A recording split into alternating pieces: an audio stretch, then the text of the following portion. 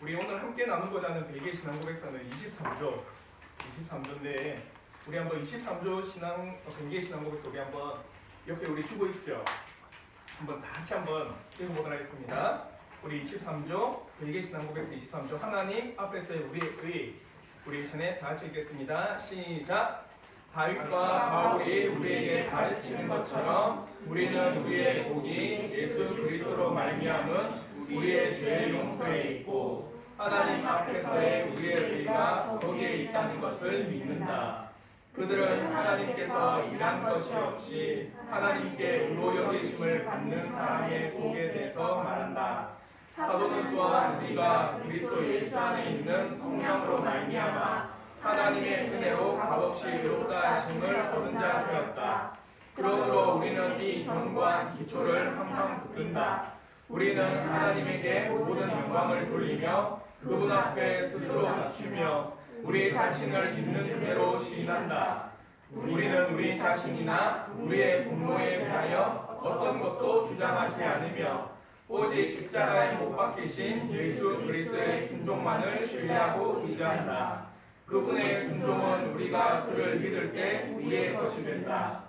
이것은 우리의 모든 죄악을 가리고 두려움, 공포, 불안에서 우리의 양심을 벗어나게 하여 하나님께 가까이 나아가는데 확신을 주기에 충분하다. 그래서 우리는 떨며 숨으려 하고 무화과 잎으로 자신을 가렸던 우리 시조 아담의 예를 따르지 않는다. 실로 아무리 작은 것이라 해도 우리가 우리 자신이나 어떤 다른 피조물에 의지하여 하나님 앞에 나타나야 한다면 우리에게 화가 있을진저 우리는 소멸될 것이다. 그러므로 누구나 다윗과 함께 여호와여 주의 종에게 심판을 행하지 마소서. 주의 눈앞에는 의로운 인생이 하나도 없나이다라고 말해야 한다. 아멘. 오늘 이 신앙 고백서의 핵심은 세 단어예요.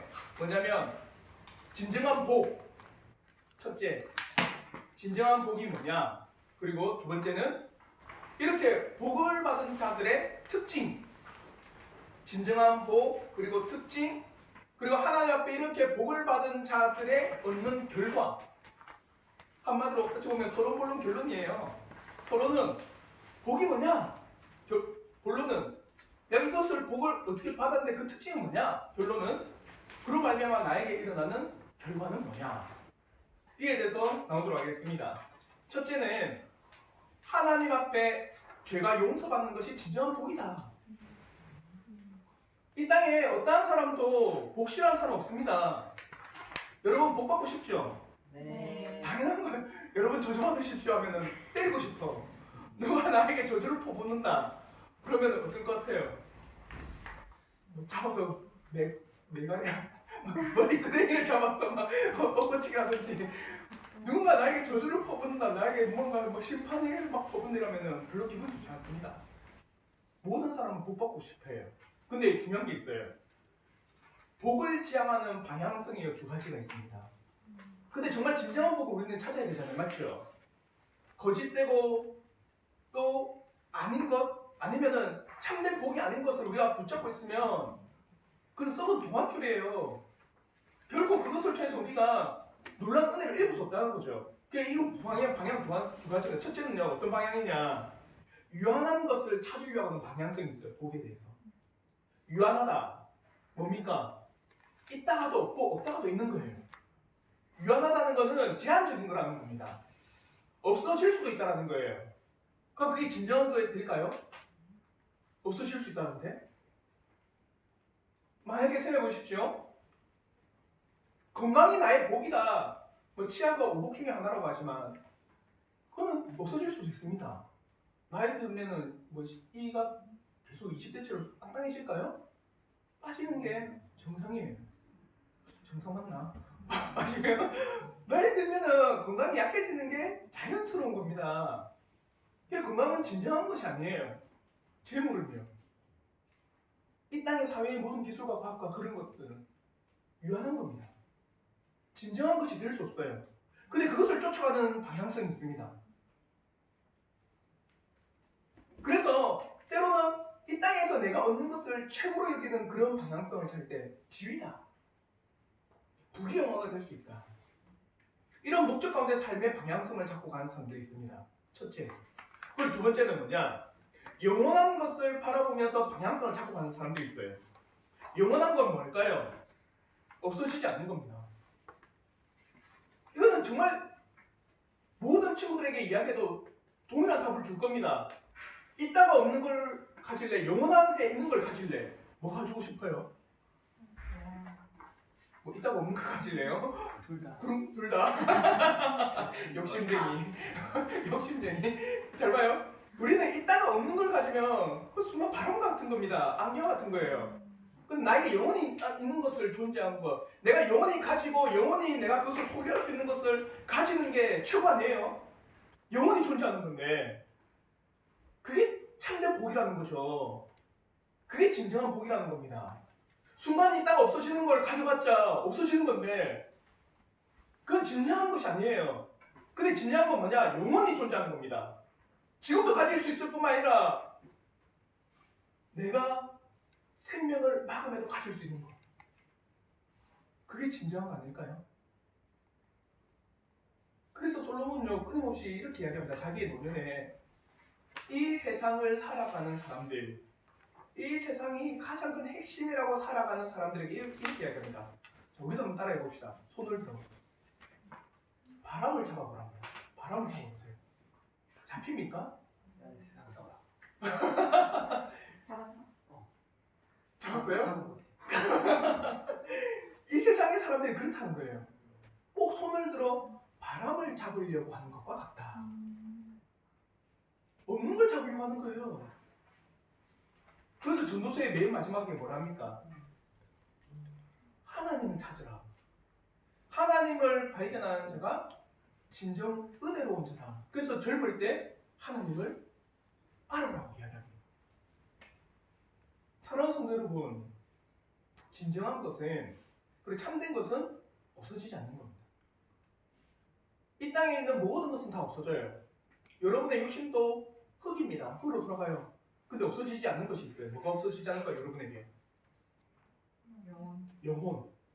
여러분의 영혼은 없어지지 않습니다. 그럼 이제 우리가 육신을 위해서 내가 삶을 방향을 잡고 갈 거냐, 내 영혼을 두고 삶의 방향을 잡고 갈 거냐, 이 두 가지 길이에요. 자, 육신을 향해서 삶의 방향을 잡고 가는 사람은 바람을 잡는 것 같습니다. 근데 내 영혼을 두고 삶의 방향을 잡고 가는 사람은 참되고 진정한 것을 찾아 나가는 사람들이라는 거죠. 이해가 되죠? 정말 중요한 건 내 영혼입니다. 그래서 그 영혼이 하나님 앞에 죄가 가려진 자가 얼마나 복이 있냐라고 이야기하는 거예요. 오늘 우리 문답서에는요. 이 땅에서 영혼이 사라지지 않은 내 영혼, 그 영혼이 하나님 앞에 죄가 가려지는 자는 참으로 복이 있다. 이걸 이야기하는 거예요. 그래서 하이델베르크 요리문답 제1문에서도 이렇게 이야기합니다. 사나 죽으나 그대의 유일한 위로는 무엇입니까? 재밌는 표현이죠. 사나, 살아있어도 당신의 위로고, 죽어도 당신의 위로다. 그래서 사나 죽으나 당신의 유일한 위로라는 거, 유일하다는 거, 유일하다는 거. 살아도 내 위로고 죽어도 내가 위로가 되니까 유일한 거겠죠. 그걸 뭐라고 하느냐? 사나 죽으나 나의 몸도 영혼도 나의 것이 아니요 누구요? 나의 신실한 구주 예수 그리스도의 것입니다. 이게 진정한 위로라는 거죠. 이 땅에 살아있어도 내가 그리스도의 것입니다. 죽어서도 내 영혼이 누구 안에 있다는 거예요? 예수 안에 있다는 거예요. 그리고 그분께서 나의 모든 것을 위하여서 협력하여 내 구원을 위해서 일을 하신다. 이것만큼 값지고 보배로운 것이 어디 있고 이보다 위로가 어디 있겠습니까? 내가 사나 죽으나 나는 그리스도의 것이다. 살아서도 그리스도의 것이요 죽어서도 그리스도의 것으로서 그리스도께서 나의 죄를 사하여 주셨고 나를 마귀와 사탄의 권세에서부터 구원해 주셨다. 이 믿음의 고백, 이것이 살아서나 죽어서나 유일한 위로가 되는 고백, 영원한 복은 바로 이런 복입니다. 그래서 우리의 신앙 고백서도 서로 부분에서 이렇게 이야기해요. 우리 네모난 박스에 있는데 한번 다 같이 한번 읽어보도록 하겠습니다. 다 같이 읽겠습니다. 시작. 다윗과 바울이 우리에게 가르치는 것처럼 우리는 우리의 복이 예수 그리스도로 말미암은 우리의 죄의 용서에 있고 하나님 앞에서의 우리의 의가 거기에 있다는 것을 믿는다. 우리의 복이 어디 있습니까? 그건 바로 예수로 말미암아 우리의 죄가 용서를 받았다. 이게 우리의 복입니다. 그리고 하나님을 통해서 내가 이제 죄가 없다라고 의롭다고 여겨주는 것이 참으로 나에게는 뭐가 된다는 겁니까? 복이 된다는 거예요. 그래서 시편 32편 1절에도 이렇게 이야기합니다. 허물의 사함을 받고 자신의 죄가 가려진 자는 복이 있도다. 또한 로마서 4장 7절부터 8절에도 이렇게 이야기합니다. 불법이 사함을 받고 죄가 가려짐을 받은 사람은 복이 있고 주께서 그 죄를 인정하지 아니하실 사람은 복이 있도다. 죄인된 우리가 이 땅에서 죄가 해결되지 않고 얻어지는 것은 과연 복이 될까? 하나 예를 들어 드릴게요. 연쇄살인범입니다. 우리들 다. 너무 심한 예인가? 여러분이 다 연쇄살인범이에요. 사형이 이제 내일 이제 여러분이 이제 사형 선고를 받았습니다. 내일 사형에 집행이 돼요. 근데 사형 집행되기 전에 마지막으로 하는 일이 있죠. 교도소에서 뭐 합니까?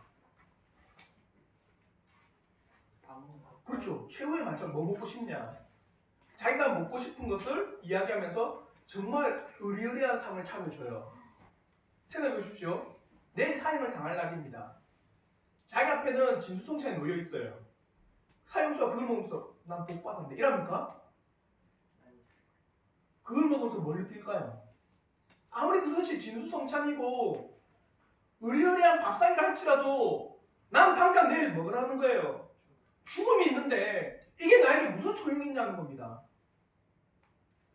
사랑하는 성도 여러분, 죄가 해결되지 않고 우리가 이 땅에서 받아 누리는 게 뭐가 소용이 있을까요? 사형수인 우리가 우리 앞에 이제 사형이 놓여져 있는데 나는 지금 이렇게 진수성찬을 누리고 있습니다. 그게 과연 나에게 복이 될까?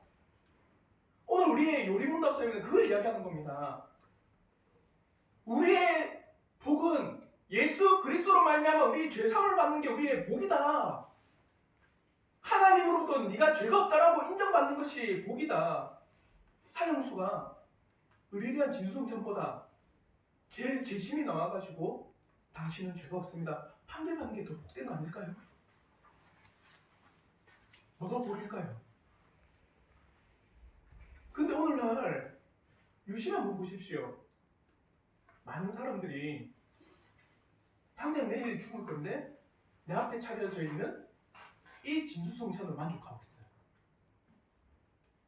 당장 내일 나는 생명이 끊어지고 심판과 저주로 인해서 내가 목숨을 잃을 날이 다가왔는데 그 앞에 잠시 놓여져 있는 진수성찬에 나는 웃음을 짓고 미소를 지으며 만족하고 있습니다.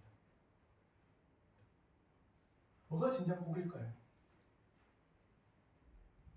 오늘 우리의 요리문답서는 그에 대해서 명백하게 우리에게 가르쳐줍니다. 예수로 말미암아 당신의 죄가 사함을 받은 것이 복입니다. 이걸 누가 말하냐? 그들이 말하고 있습니다. 그래서 네모나게 담이 이렇게 이야기합니다. 그들은 하나님께서 말하는 것이 없이 하나님께 의로 여기심을 받는 사람의 복에 대해서 말한다. 사도는 또한 우리가 그리스도 예수 안에 있는 속량으로 말미암아 하나님의 은혜로 값없이 의롭다 하심을 얻는 자들이었다. 그들은 말하고 있습니다. 여기서 말하는 그들은 우리의 믿음의 조상들. 예수로 말미암아 그 죄상을 받았던 그들이 지금 모두 다가 외치고 있습니다. 일한 것 없이 내가 한 것 없이 내가 죄상을 받았습니다. 얼마나 이게 복입니까? 사도들도 말하고 있습니다. 예수로 말미암아 내가 속량을 받았는데 이제 내가 의롭다고 이렇게 말하는데 이것이 얼마나 복됩니까? 라고 외치고 있다는 거예요. 여러분 앞에서. 우리 앞에서 그걸 외치고 있습니다. 모든 사람들이, 그걸 경험했던 모든 사람들이, 그걸 경험했던 모든 사람들이 예수로 말미암아 내가 구원을 받고 예수로 말미암아 내가 죄사함을 받고 그로 말미암아 하나님 앞에 내가 의롭다 여김을 받았는 그것은 감당할 수 없는 복이라고 외치고 있다는 거예요. 여러분 앞에. 흡사 이와 같은 사람입니다. 마태복음 13장 44절에 천국을 발견한 사람. 우리 한번 마태복음 13장 44절의 말씀 우리 한번 다 같이 한번 읽어보겠습니다. 시작. 천국은 마치 밭에 감추인 보화와 같으니 사람이 이를 발견한 후 숨겨두고 기뻐하며 돌아가서 자기의 소유를 다 팔아 그 밭을 사느니라. 이게 여러분이 됐다 생각해 보십시오. 여러분이 한날은 어떤 뭐죠 체험하는 거? 농부 체험 말고 무슨 체험이지? 농활? 아무튼 뭐 고구마 캐기 이런 거 체험하다가 갑자기 그 안에 다이아몬드가 막 박혀 있는 걸 봤어요. 어떻게 할까요? 큐비. 수많은 금은보화가 밭을 봤습니다. 다 모르게 하고 내가 모든 재산을 팔아서 그 밭 샀습니다. 샀을 때 그 기분 어떨 것 같아요? 내가 그것을 사기 위해서 내가 대출 내고 그것을 사기 위해 내가 집을 팔고 그것을 사기 위해서 법원이며 등기소며 다 뛰어가는 모든 노력들이 정말 되네 힘드네 할까요? 살 수만 있다면 내가 재산을 들인들 내가 시간을 들인들 내가 에너지를 들인들 내가 어떤 노력을 땡사든 그것을 살 수가 있다면 그는 하찮은 거를 여길 겁니다. 근데 그 밭을 발견하고 샀어요. 어떤 기분일까? 땡 잡았네. 날아갈 것 같지 않을까요? 천국문을 발견했습니다. 우리의 믿음의 선조들이 천국문을 발견했고 우리의 믿음의 선조들이 그 하나님 나라의 입구를 발견했어요. 그러니까 자기가 이 땅에서 보여지는 물질, 보여지는 모든 시간, 나에게 주어진 것을 다 그것을 위해서라도 희생되어도 아깝지가 않은 거예요. 왜? 나는 뭘 발견했기 때문에? 하나님 나라를 발견했기 때문에. 그걸 우리의 믿음의 조상이 지금 우리에게 외치고 있다는 겁니다. 사랑하는 성도 여러분, 진정한 복은 내 영혼이 구원을 받고 하나님 나라에 내가 입구에서 이제는 그 나라를 들어갈 날을 기다리는 게 제일 큰 복입니다. 우리는 지금 그 입구에 있어요. 그 문을 열고 언제 들어갈까요? 하나님 나라의 문을 열고 들어가는 때가 언제일까요? 죽음을 맞아야 돼요. 이제 우리가 이 땅에서 내 육신이 이제 나이가 들고 때로는 하나님께 부르실 그때가 되면 우리는 그때 천국 문의 손잡이를 열고 천국에 들어가는 겁니다. 그게 우리 앞에 놓여져 있는데 이 땅에 내가 무언가를 좀 부족하게 있다고 해서 그것이 엄청 고통이 될까요? 물론 힘든 건 되겠죠. 예를 들어서 자가용 타고 올 거 버스 타고 오면 좀 힘듭니다. 맞죠? 그래 힘든 될 수 있지만 그것이 내가 정말 견디지 못할 고통은 되지 않습니다. 왜요? 우리에게 놓여져 있는 게 뭐가 있습니까? 하나님 나라가 놓여져 있기 때문에. 그걸 내가 발견했는데 그 진정한 복을 내가 지금 소유하고 있는데 사랑하는 성도 여러분, 이 은혜가 있기를 저는 진심으로 바랍니다. 내 영혼이 죄사함을 받고 하나님 나라에 내가 들어가 있다며 영원한 복과 영원한 위로와 영원한 행복을 나는 소유한 사람입니다. 그걸 지금 우리의 믿음의 고백서는 이야기하고 있습니다. 끊임없이 세상은요, 이 세상이 복되다고 합니다. 왜 그럴까? 왜 끊임없이 세상은 그 이야기 할까요? 우리가 오감으로 느낄 수 있는 게 세상이기 때문입니다.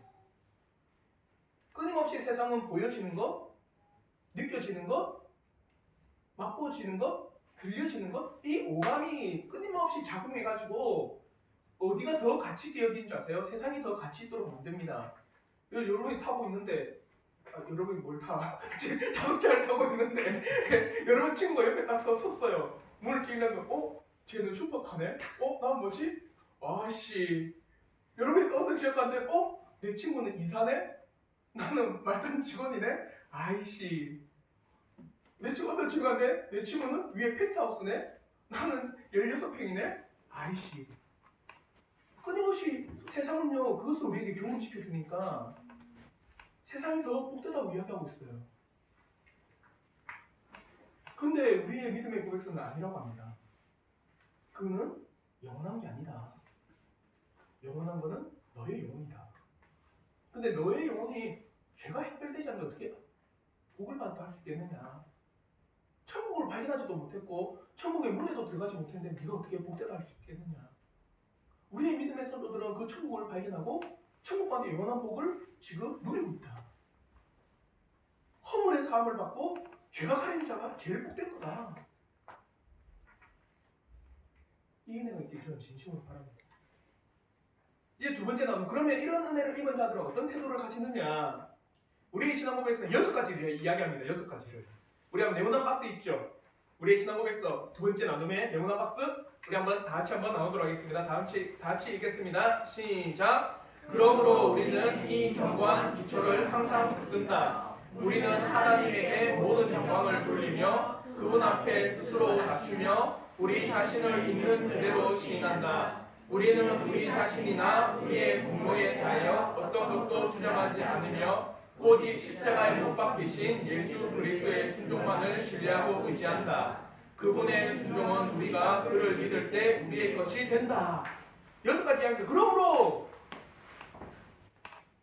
내가 한 것이 없고 예수께서 나의 죄를 사하기 위해서 그 모든 일들을 했고 난 그것을 믿음으로 내 영혼은 죄가 사함을 받았습니다. 나는 이제 결코 죄가 없다라고 무죄하다라고 나에게 말씀하셨습니다. 그러므로 나는 이렇습니다. 6가지 이야기예요. 첫 번째 뭐냐? 끝까지 이 사실을 내가 붙들고 가겠습니다. 놓지 않겠습니다. 여러분에게 이게 유일한 끈이에요. 여러분에게 이게 생명을 살 수 있는 유일한 끈입니다. 놓겠습니까? 저 그걸 경험했어요. 실제로. 와, 사람이 죽음 앞에서는 정말 아무것도 온 힘의 저 초인적인 능력이 나오는구나. 제가 중등부 아이들 데리고 그 송도 아파트에 놀러 갔거든요. 그 2학년에 휩쓸려 가고 있었어요. 한 애가 제 다리를 잡고 땡기는데 그 제가 얼마나 힘이 센데 막 발로 찼어요. 저는 나라고 막 발 너무 세가지고요. 진짜 손을 못 부딪히겠더라고요. 그에게는 이게 뭡니까? 자기의 생명이에요. 잡고 일어나 자기는 살 수 있으니까 그 힘이 어마어마합니다. 생각해보세요. 이게 내가 살아갈 수 있는 유일한 복입니다를 아는 한 생명줄입니다. 그걸 놓겠습니까? 여러분 같아 놓을 거예요? 그리고 오늘 우리의 고백은 그 이야기합니다. 끝까지 그것을 붙잡습니다. 끝까지 그것을 손에 뭉쳐쥐고 절대로 놓지 않습니다. 어떠한 일이 있어도. 자요. 어떠한 일이 있어도. 이 믿음의 고백 때문에 때로는 내가 많은 사람들에게 멍청하다는 소리를 들어도 야 멍청하게 네가 주일날 가가지고 그럴 바에 차라리 좀 더 투자해서 이 땅에서 어떻게 네가 잘 먹고 잘 사는지 그걸 연구해야 되지 않냐. 멍청하게 니는 지금 몇 평 안 되는 집에 살면서 네 그러고 있을 동안에 다른 사람들은 승승장구하고 있다. 그런 소리를 들어도 아니다. 이게 내 생명이다. 그걸 끝까지 붙잡는다. 이 특징이 있습니다. 두 번째 특징이 뭐냐? 하나님께 영광 돌립니다. 당연한 거겠죠. 자기가 한 게 없으니까, 자기가 이루는 게 없으니까, 오직 하나님께서 주신 영광이니까, 감사고 은혜고 선물이니까 누구에게만 영광 올려드립니까? 하나님께 영광 올려드립니다. 특징이 있습니다. 세 번째 특징이 뭐냐? 겸손합니다. 오늘 우리의 본문에서도 스스로 낮추며 이렇게 이야기해요. 낮춥니다.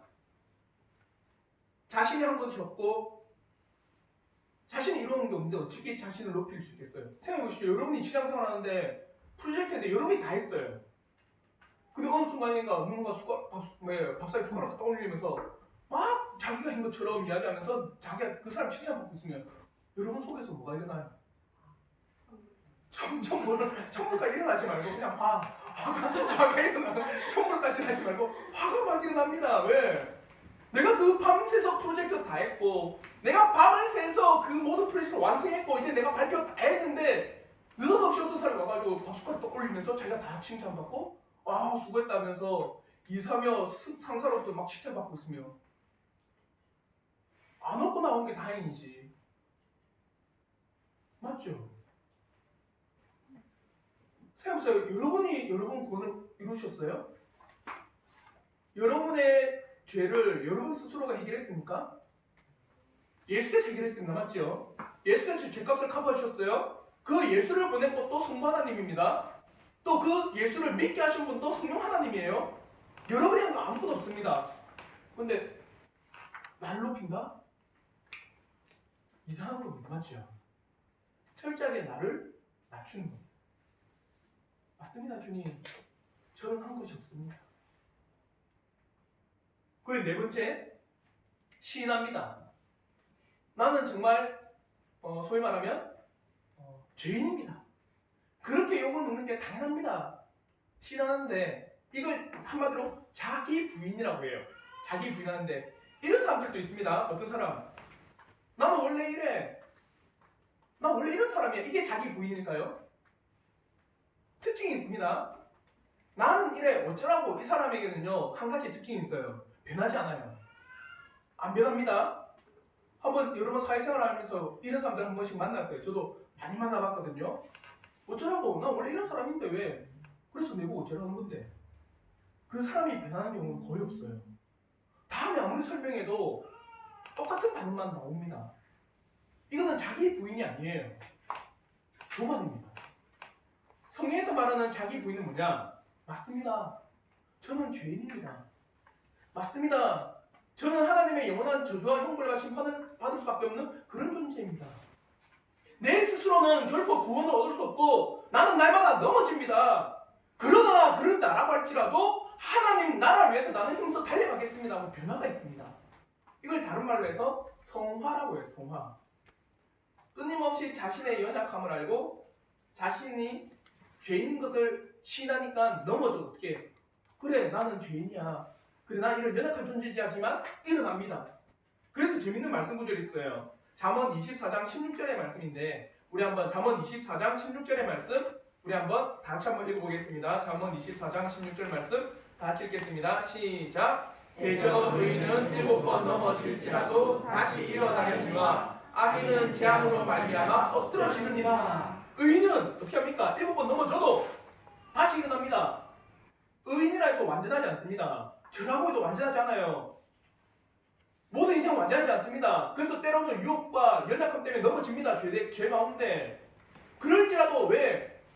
내가 왜 넘어졌지? 절망하지 않아요. 그래, 나는 죄인이었어. 내 스스로는 의를 나타낼 수 없는 그런 존재야. 그럴지라도 끝까지 하나님 나라를 붙잡고 있기 때문에 다시 일어납니다. 변화해요. 이게 자기 부인이에요.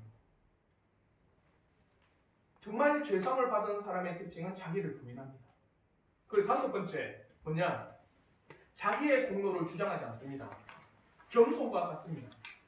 결코 우리의 공로를 나타내지 않습니다. 오늘날 많은 교회에서 이것이 참으로 큰 문제가 됩니다. 어떻게 해요? 이런 이야기를 하는 분도 있습니다. 그래 내가 저 리모델링 그래 내가 좀 했지.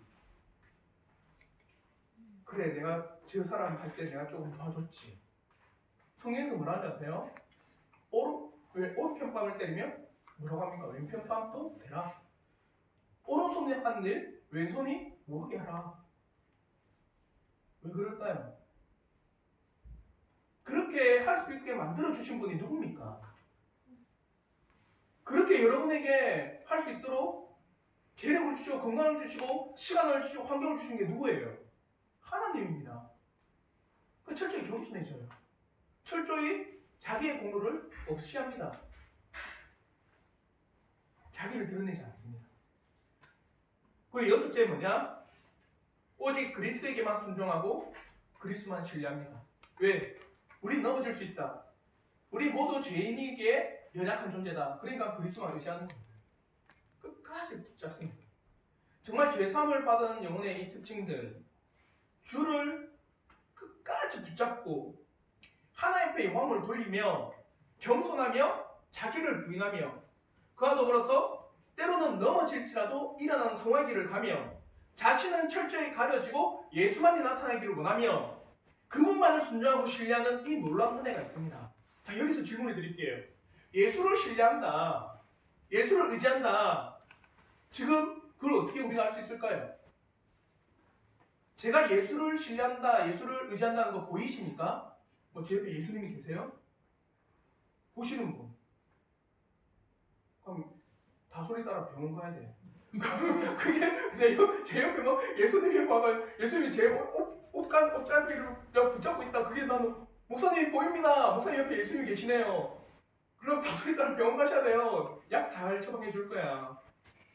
그럴 수 없어요. 그러면 우리는 예수를 신뢰한다. 내가 예수를 순종한다는 게 어떻게 나타날까요? 어떻게 해요? 말씀입니다. 말씀. 예수께서 우리에게 하신 말씀들이 있잖아요. 그 말씀을 내가 붙잡고 신뢰하는 거예요. 말씀은 여러분에게 주어져 있습니다. 맞죠? 신약이라고 하는 놀라운 생명의 말씀, 구약이라고 하는 놀라운 생명의 말씀 여러분에게 주어져 있습니다.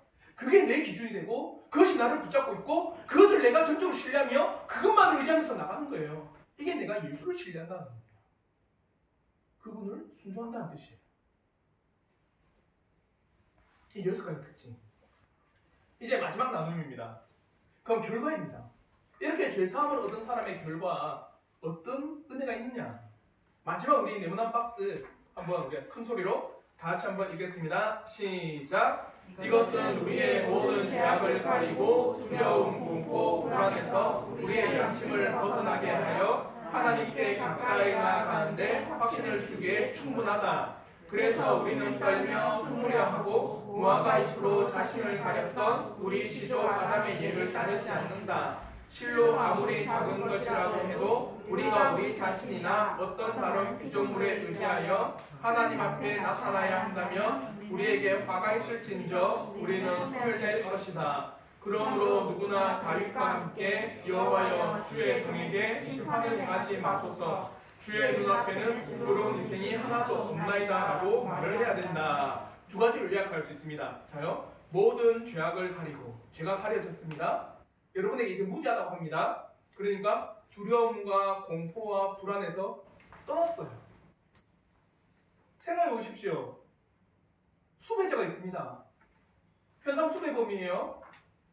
그 사람은 늘 경찰차를 보면은 어떻게 할까요? 마음속에 두려워요.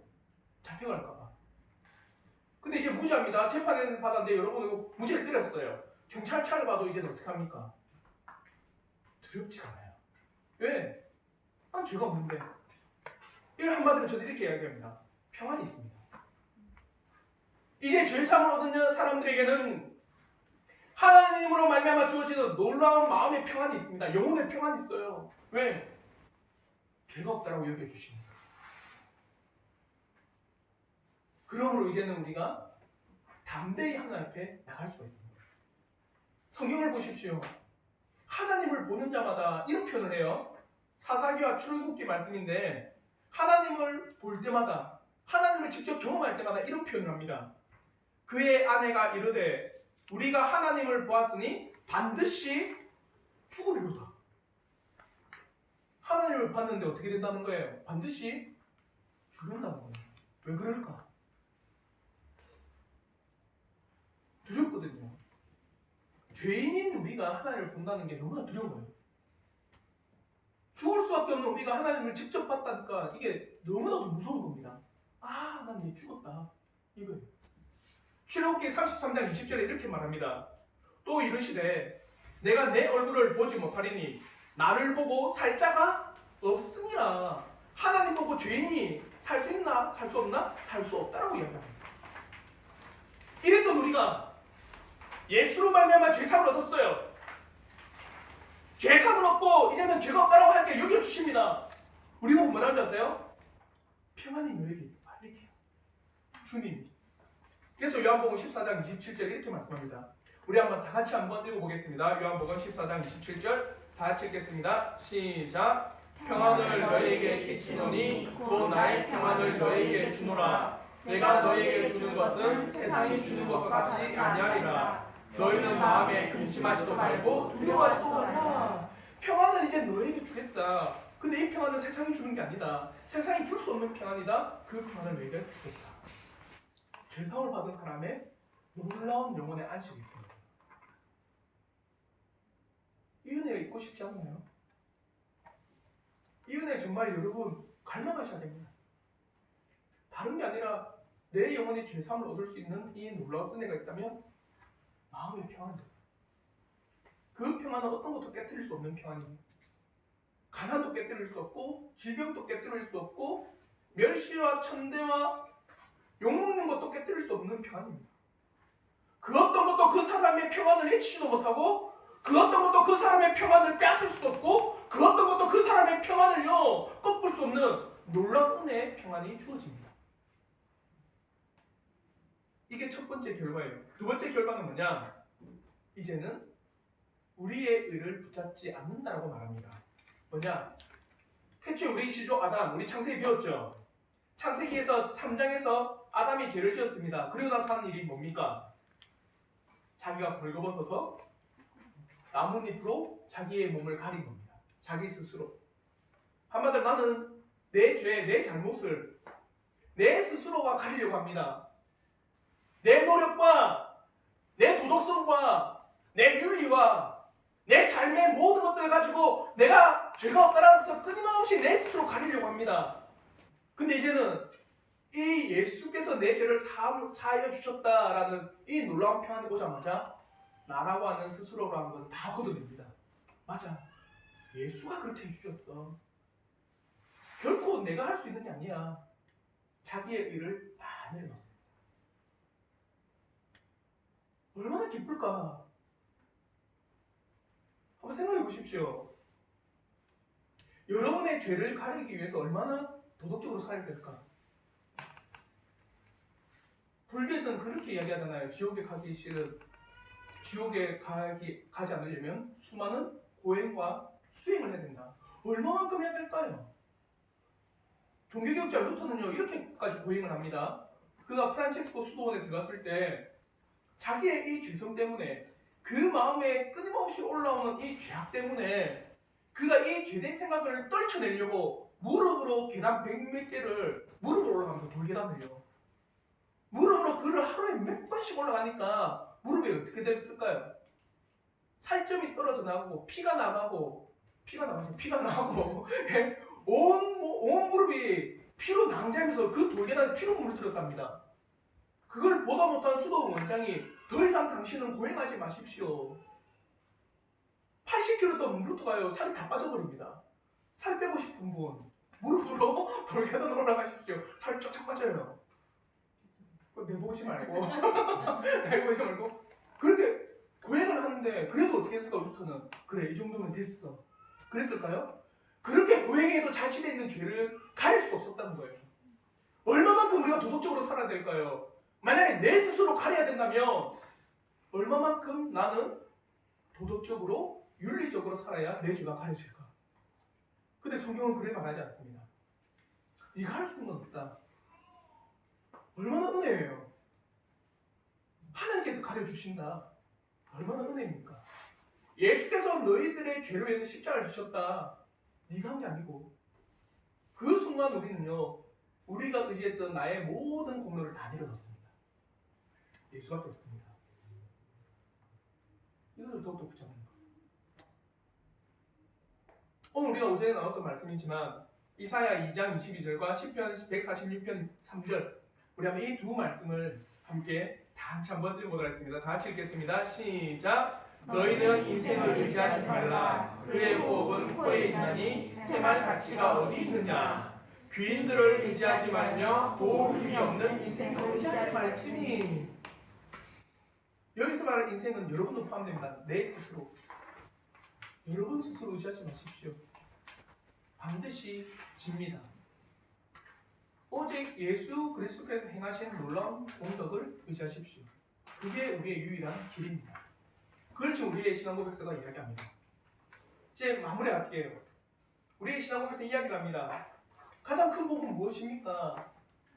이 땅에서 얻는 게 아니라 내 영혼이 죄사함을 얻는 게 가장 큰 복입니다. 그렇게 복을 얻는 사람의 결과는 무엇입니까? 아니 그렇게 얻는 사람의 특징은 무엇입니까? 결코 자신을 의지하지 않습니다. 자기를 부인합니다. 겸손합니다.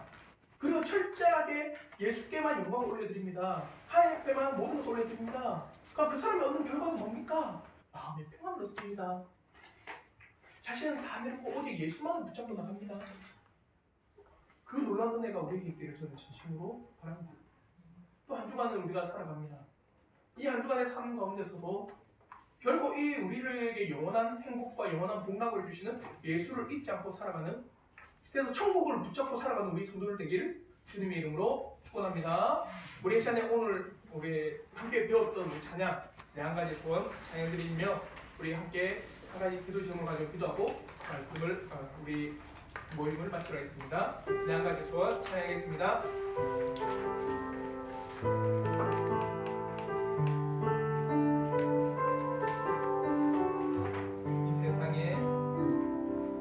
이 세상에 그 무엇으로 내게 만족감을 주나 잠시 스치고 지나가는 그림자와 같은 삶 오직 주님이